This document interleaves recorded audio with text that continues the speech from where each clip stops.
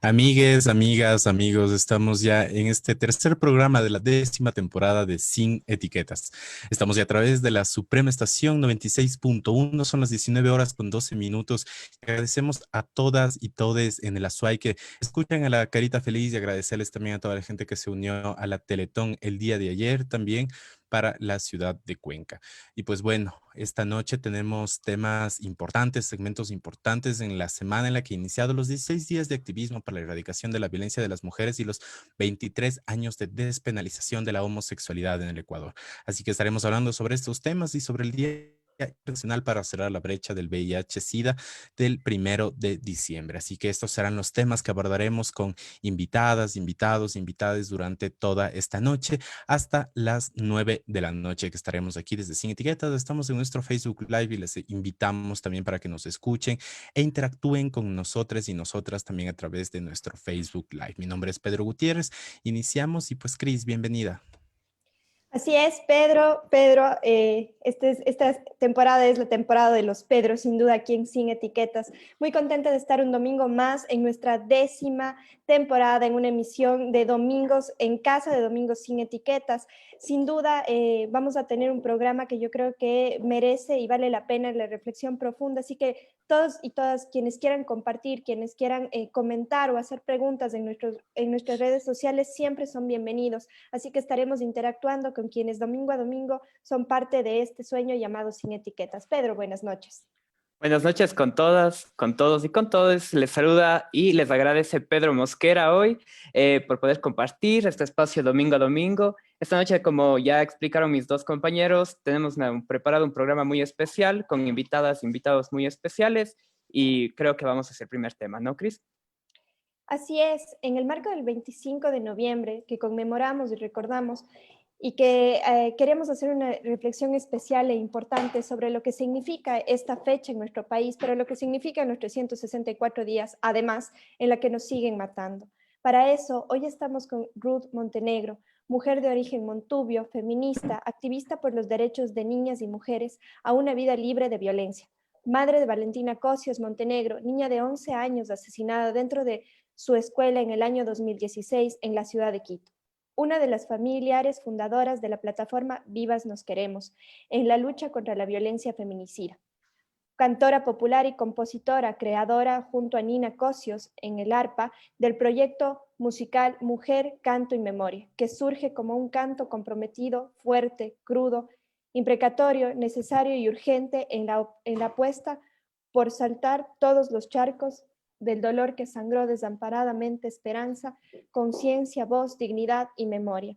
Ruth, para todo el equipo de Sin Etiquetas, es un honor estar esta noche con usted y sobre todo, antes de iniciar esta entrevista, queremos reconocer la fuerza y la valentía que ha tenido, porque realmente escuchar su canción, leer su historia, si es que no nos obliga a reflexionar como sociedad, no estamos entendiendo absolutamente nada. Bienvenida. Estamos con el micrófono apagado.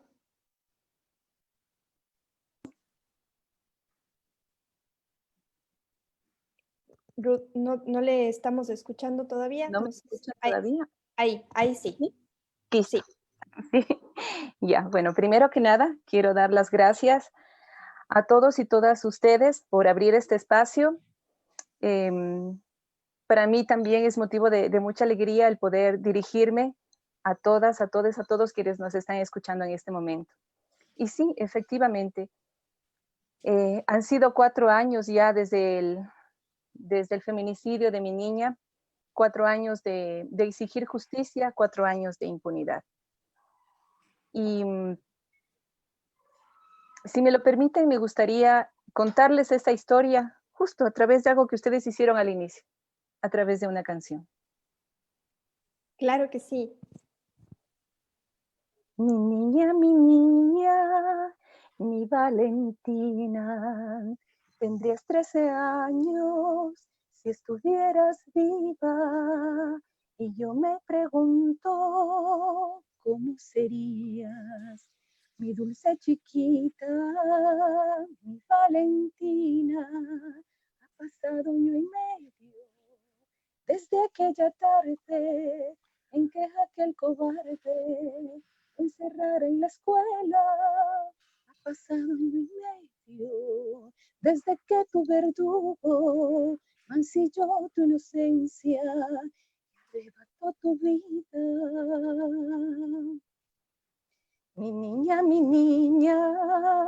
mi Valentina, tendrías 15 años si estuvieras viva, y yo me imagino cómo reirías en tu cumpleaños, mi Valentina. Han pasado 4 años desde aquella tarde en que a tus maestras no les fuiste importante. Van pasando los años y tu muerte, mi niña, aún sigue impune.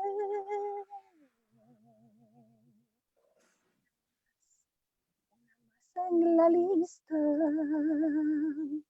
Y yo me pregunto, mi Valentina, lo que tú sentiste en aquella tarde, el miedo en tus ojos, el terror en tu cuerpo, tu fe traicionada por ese cobarde, valiente Valentina, que hizo honor a su nombre, porque bajo este cielo es lo que a muchas nos queda por seguir respirando, por mantenernos vivas, porque en esta locura de violencia y machismo, nuestras vidas y cuerpos son propiedad de alguien. No existe respeto, ni verdad, ni justicia.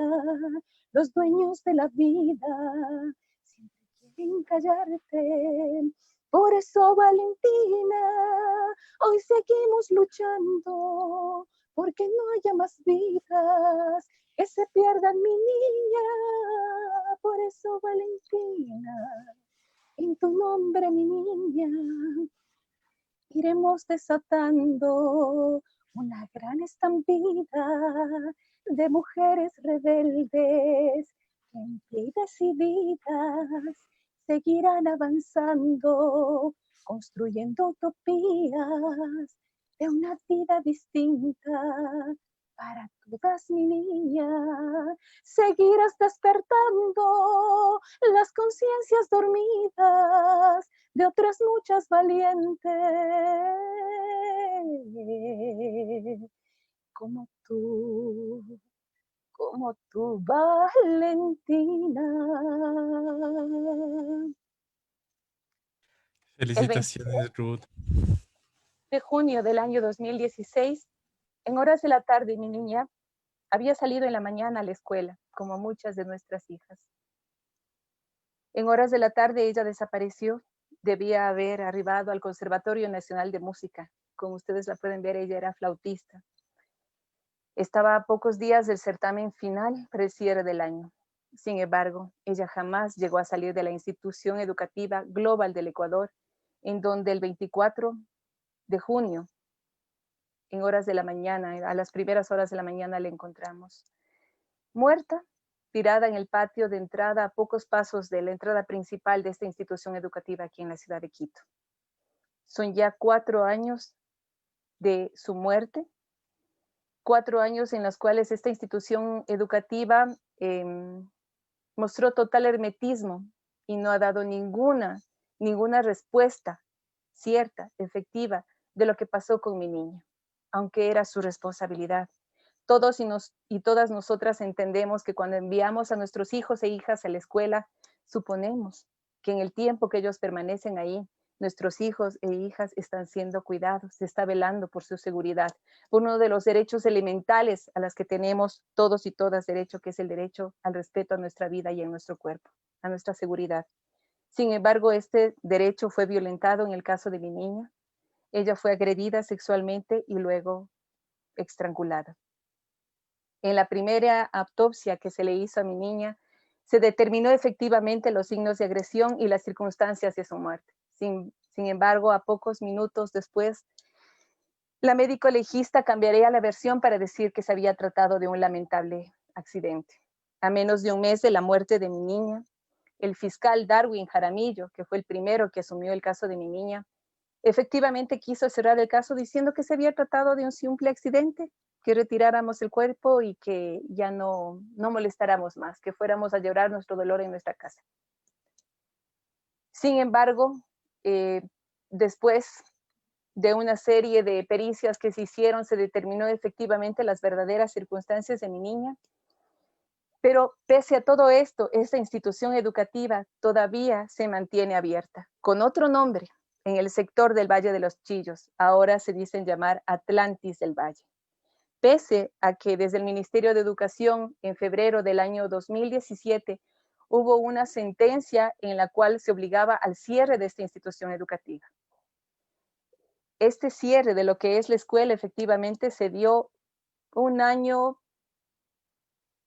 6 meses después de la muerte de mi niña, y no fue un cierre total, puesto que en estas instalaciones también funcionaba lo que se llama Global English Junior, en donde efectivamente hasta el día de hoy siguen llegando niños, niñas y adolescentes para sus clases de inglés. Y como les comentaba, la institución educativa simplemente se cambió de lugar, salió del centro de donde habían sucedido los hechos acá en la ciudad de Quito, se trasladó al sector del Valle y ahí están funcionando nuevamente con el mismo personal, tanto de directivos como el personal docente en su mayoría. Esa es la clase de justicia que tenemos aquí en nuestro país.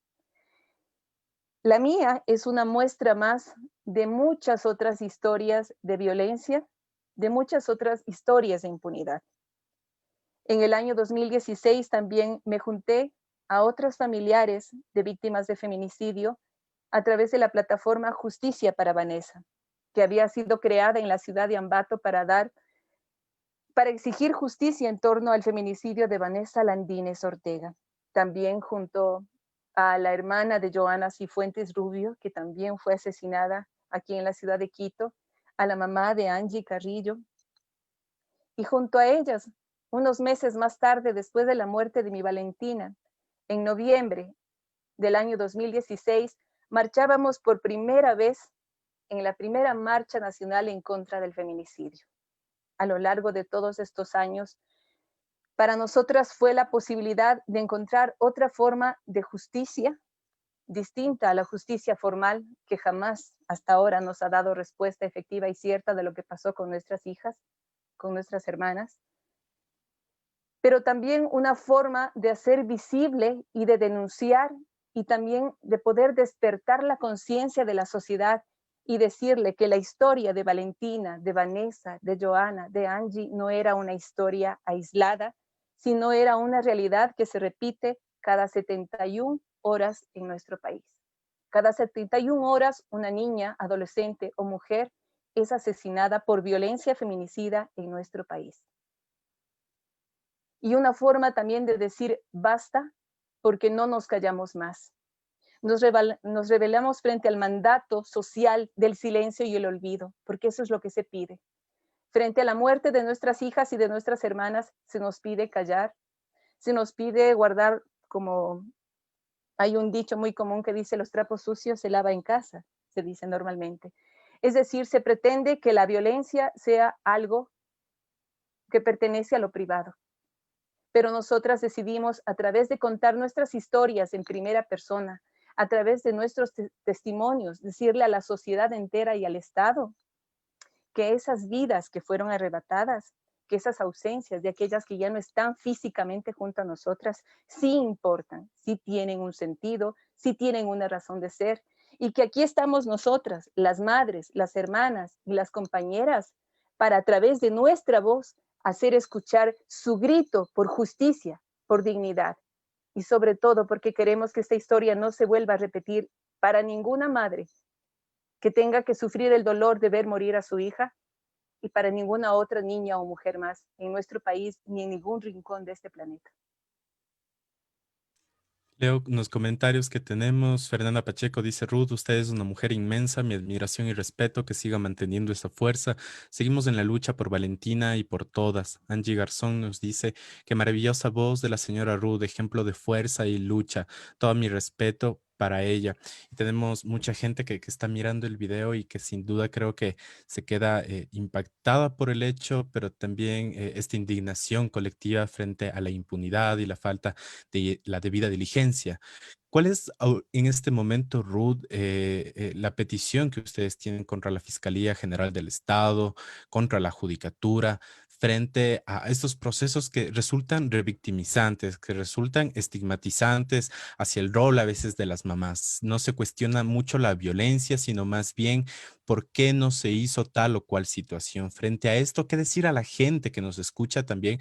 Porque cuando salen, por ejemplo, noticias de desapariciones de niñas, de adolescentes, y luego resultan que se han encontrado vivas, que digamos esa es la gran noticia de felicidad, pero se dan comentarios machistas, misóginos, se cuestiona a las niñas, se cuestiona a las adolescentes, se cuestiona a sus mamás. ¿Qué decir a esa sociedad? Al Estado y a la sociedad, primero tenemos que entender, como les decía hace un instante, que estos hechos no son aislados, es una realidad que por más que tratemos de taparla, de ocultarla, no se puede tapar el sol con un dedo.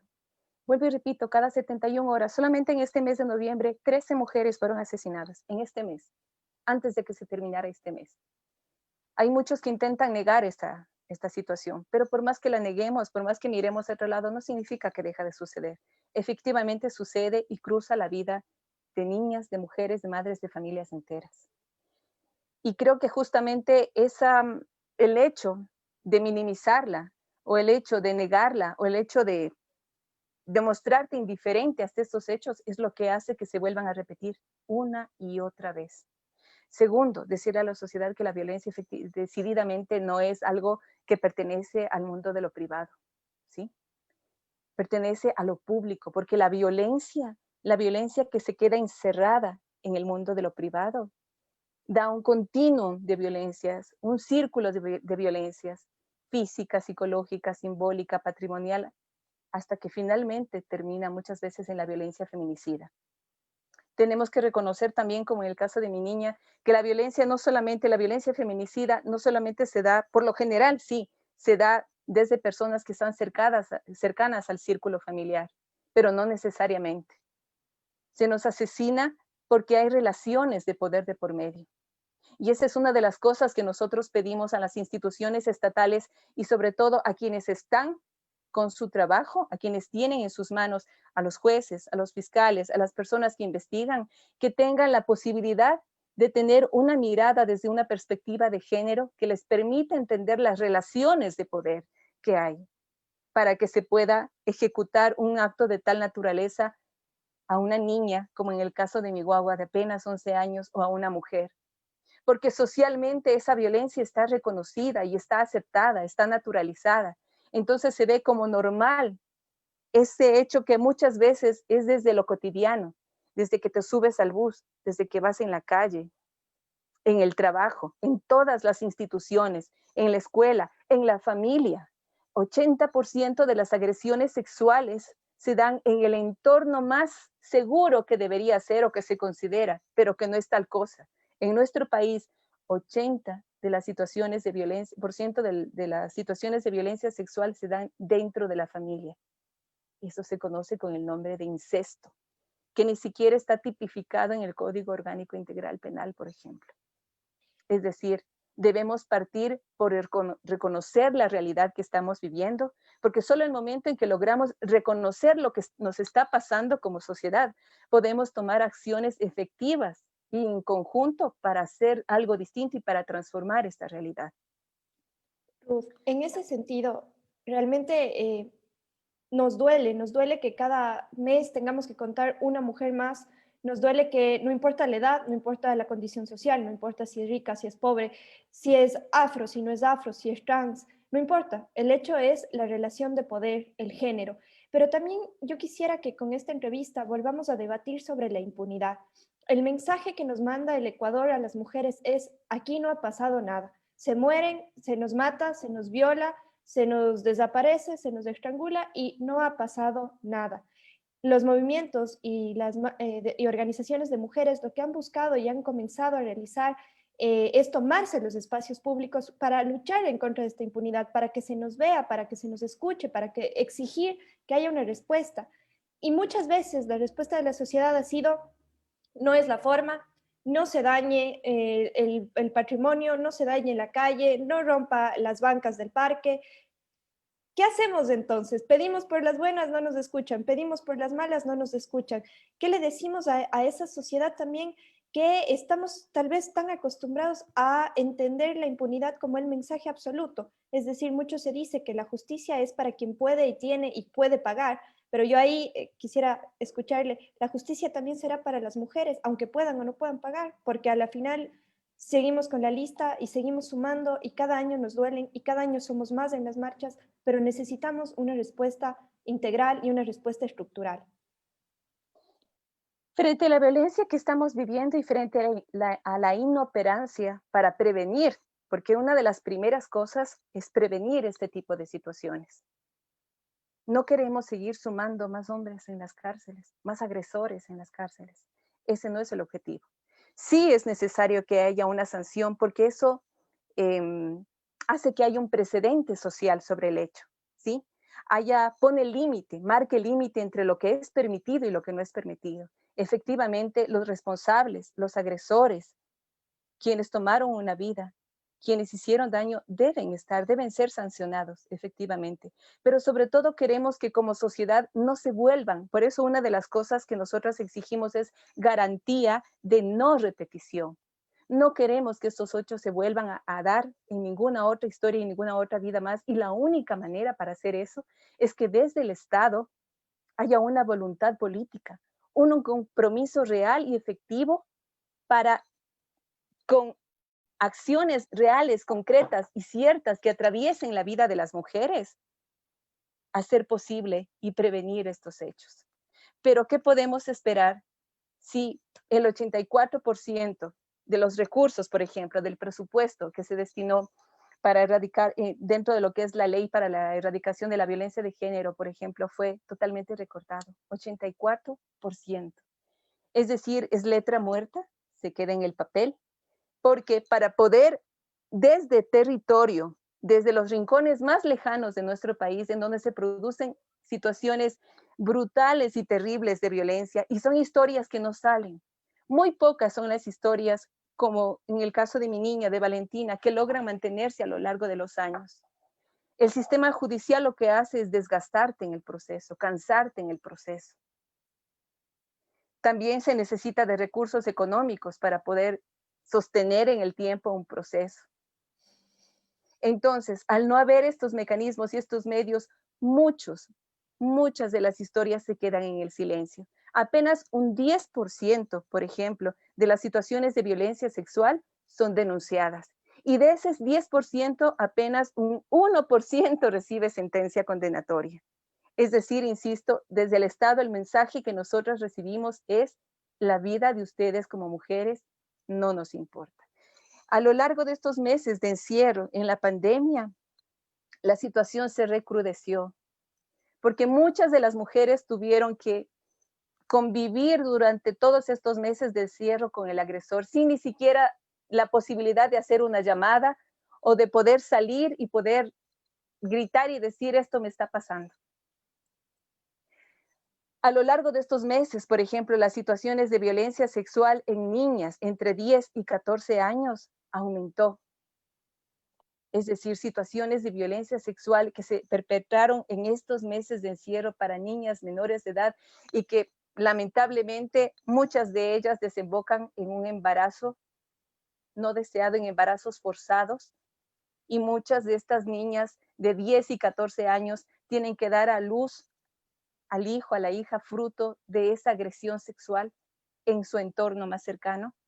Entonces, ese es el mensaje que nos da el Estado. No existe un compromiso, no existe una voluntad política. Se queda en el papel nada más, en buenas intenciones, pero de buenas intenciones no llegamos a ningún camino. De buenas intenciones seguimos sumando años y años en los procesos judiciales en donde la impunidad sigue siendo la norma. En donde la impunidad sigue siendo el mensaje general y vivimos con miedo de salir, de tomar un autobús, de cruzar una calle, de caminar por el espacio oscuro, de ser mujeres. Realmente yo creo que esto ha sido una reflexión profunda y queremos agradecerle mucho, Ruth, por el tiempo, por estos minutos que han servido y han dado total claridad para quienes nos están escuchando, para quienes nos están viendo a través de las redes sociales, entender que las exigencias desde los colectivos de mujeres feministas han sido y serán por una vida digna, por igualdad en derechos y por vivir sin violencia. Muchísimas gracias, Ruth, por estar esta noche aquí en Sin Etiquetas. Sí, sí, claro que sí. Pero no quiero que nos quedemos con la desesperanza, porque es una de las cosas que se pretende efectivamente. Insisto, se pretende por un lado silenciarnos, pero sin embargo a lo largo de estos años hemos logrado romper el silencio. Hemos logrado decir basta. Muchas mujeres han logrado mirar su propia realidad, entender la realidad que están viviendo y tomar el coraje y la fuerza para sobreponerse a esto y seguir adelante. Yo soy una de ellas también. La historia que a mí me cruzó, la violencia feminicida que cruzó mi vida, no es la única. Me reconozco y la muerte de mi niña también a mí me permitió reconocer también todas las formas de violencia que yo viví a lo largo de los años, por ejemplo, dentro de mi matrimonio. Sin embargo, no me quedé en la tristeza, no me quedé en el dolor, no me quedé en el silencio y efectivamente he tenido la fuerza también para decir basta, para decir no quiero más, para decir quiero una vida distinta, como yo digo, para buscar la alegría, la coherencia, la dignidad, ser dueña de mí y de mi autonomía.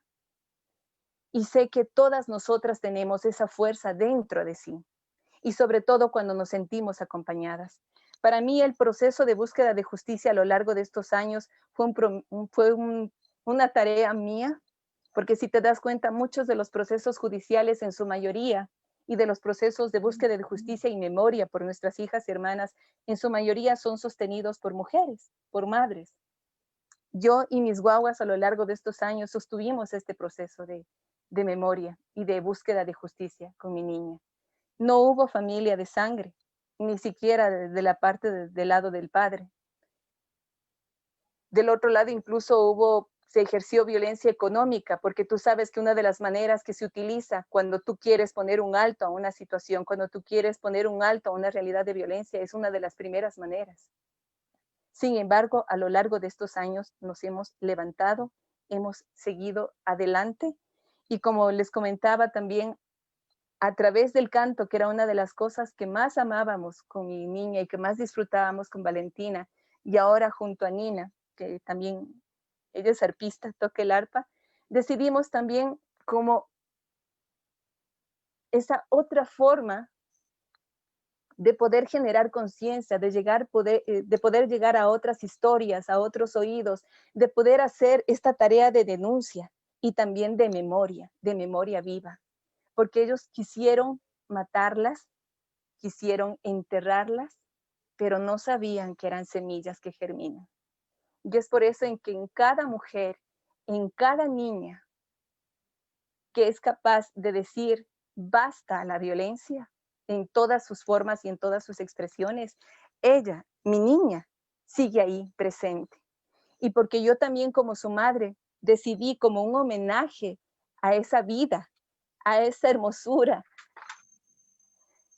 a esa pequeña, hacer con mi propia vida también, rendirle un homenaje.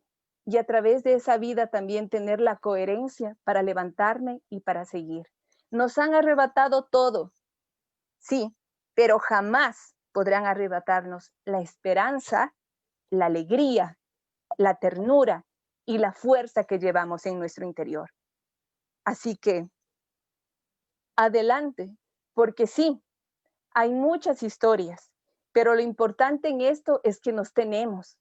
Una de las cosas que a mí me permitió salir, insisto, no fue ni siquiera mi familia de sangre, sino fue aquella otra familia que yo encontré a lo largo del camino, con otras mujeres, con quienes hablamos y compartimos historias similares. Junto a ellas y con ellas nos hemos levantado a lo largo de estos años y nos seguiremos levantando hasta el final, porque partiendo de nuestras hijas y de nuestras hermanas, hemos entendido que esta es una responsabilidad para todas y de todas y por todas nosotras. Así es, y nos quedamos con ese mensaje.